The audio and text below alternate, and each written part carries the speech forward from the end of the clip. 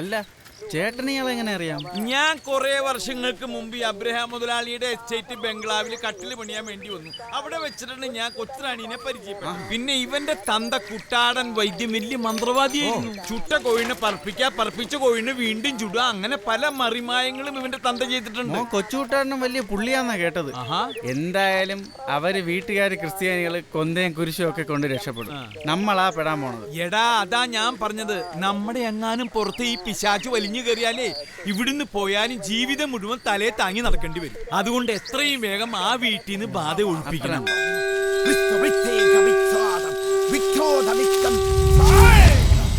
ഞാൻ എന്റെ ഇടങ്ങണ്ണിൽ പലതും കാണുന്നു. അവൾ ഇവിടെ ഉണ്ട്, ഇവിടെ ഉണ്ട്. രക്തമോഹിനി പിശാച്, നീ പോകോ? ഇല്ല അല്ലേ? നീ പോകും. ഞാനാ പറയുന്നേ. ഇവൻ എന്റെ മോനാ, തങ്കപ്പൻ. എന്റെ ഈ മോനെ തൊട്ടു പോകരുത്.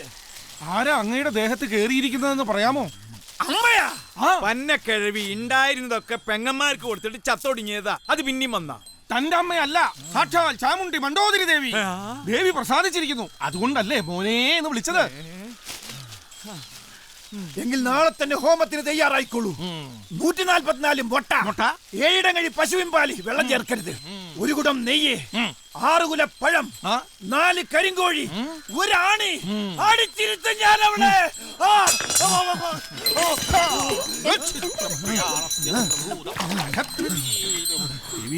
അവസ്മാരാണോ അതോ കാറ്റുപോയതാണോ?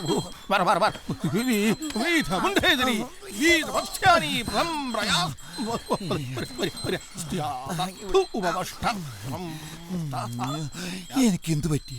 ധ്യാനിച്ചിരുന്നപ്പോ സ്വാമിയുടെ ദേഹത്ത് മണ്ടോതിരി കയറി. അത് തെങ്ങിക്കാരനൊരു സാധനമല്ലേ? അത് മണ്ടരി, ഇത് മണ്ടോതിരി ദേവി. എന്നിട്ട് എന്ത് പറഞ്ഞു? കോപിച്ച് പിശാചിനെ ആണിയിൽ തറയ്ക്കുമെന്ന്. എനിക്കൊന്നും ഓർമ്മയില്ല. എന്തായാലും ആണി പൂജിച്ച് നാളെ കൊണ്ടുവരാം.